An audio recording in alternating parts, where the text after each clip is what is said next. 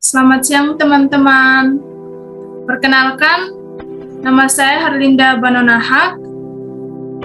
Pada pertemuan minggu lalu, Ibu menjelaskan kita akan mengambil salah satu peradilan di kelompok masing-masing. Dan saya mengambil peradilan agama.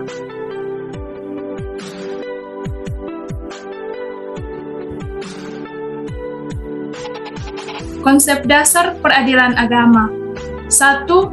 Peradilan. Peradilan berasal dari kata adil, tidak memihak atau tidak berat sebelah. Peradilan adalah proses mengadili atau suatu upaya untuk mencari keadilan atau penyelesaian sengketa hukum di hadapan peradilan menurut peradilan yang berlaku. Yang pertama, peradilan. Al-Quda atau Rexpart itu berasal dari bahasa Arab, adalah menyampaikan hukuman syar'i dengan jalan penetapan. Yang kedua, kekuasaan mengadili perkara.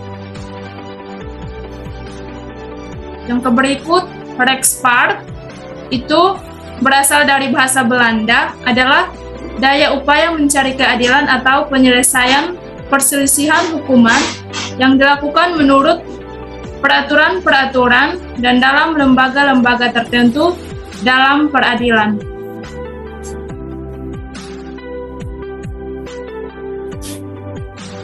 Yang kedua, peradilan agama. Peradilan agama adalah peradilan bagi orang-orang yang beragama Islam. Itu terdapat pada pasal 1 Butir 1 Undang-Undang Dasar Nomor 7 Tahun 1989. Orang atau badan hakim yang menundukkan diri pada hakim Islam. Berikut peradilan agama adalah salah satu pelaku kekuasaan kehakiman bagi rakyat pencari keadilan. Pencari keadilan yang beragama Islam mengenai perkara tertentu sebagaimana diatur dalam undang-undang.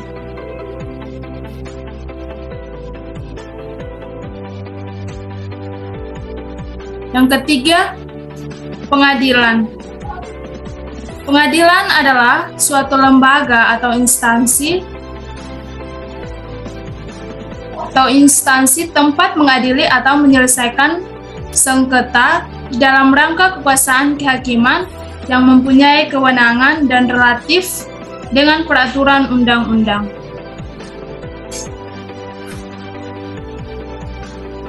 Yang keempat, peradilan agama.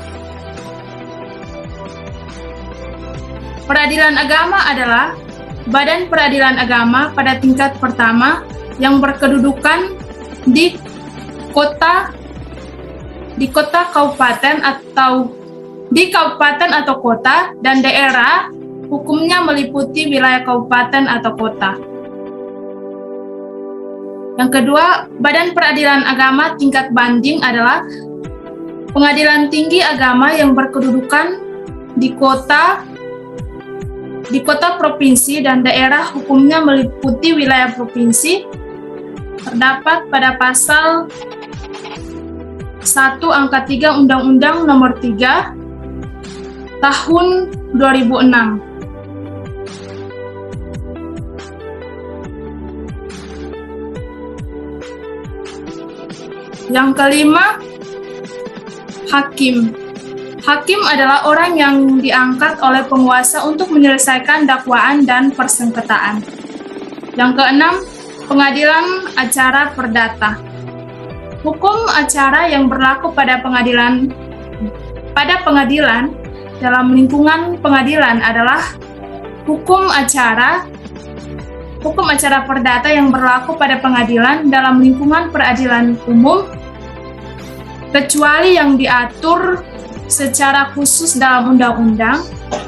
Pasal 94 Undang-Undang Nomor 7 Tahun 1989. Sekian dan terima kasih hasil yang saya cari, dan kepada teman yang ingin bertanya saya persilakan.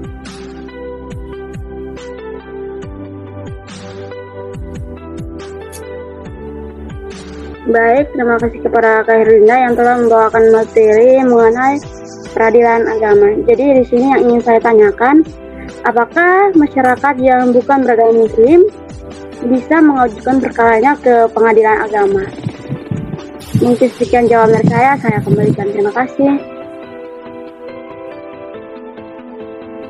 Apakah masih ada teman lain yang ingin bertanya? Saya persilakan.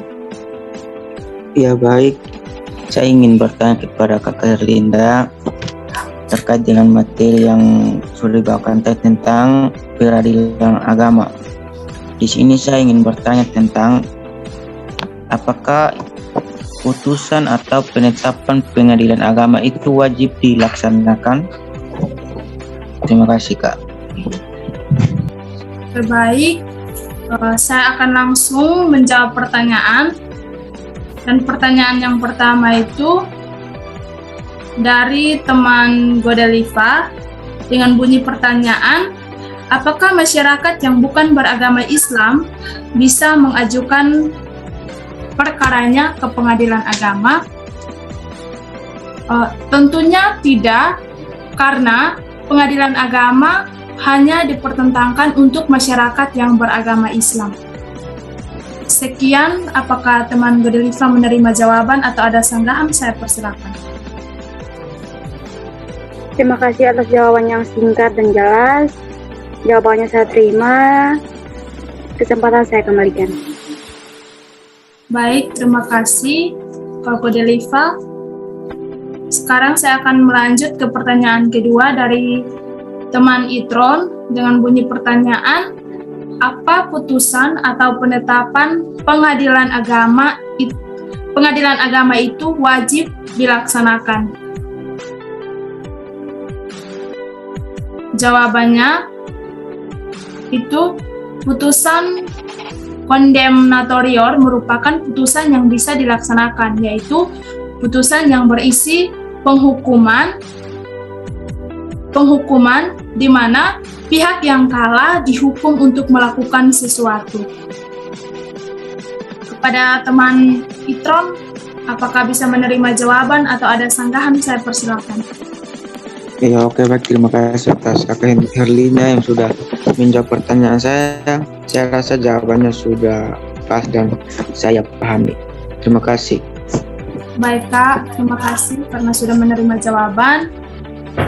Baik, saya akan melanjutkan dengan mimpi saya untuk tercapainya keadilan.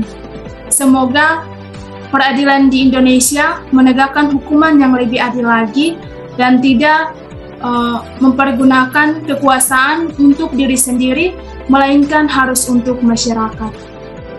Dan hukum sekarang dapat diperjualbelikan oleh mereka yang berjuang, sehingga hukuman kita yang sekarang tidak adil yang dibenahi di pengadilan Indonesia. Baik, hari ini materi yang saya bawakan tentang peradilan agama. Sekian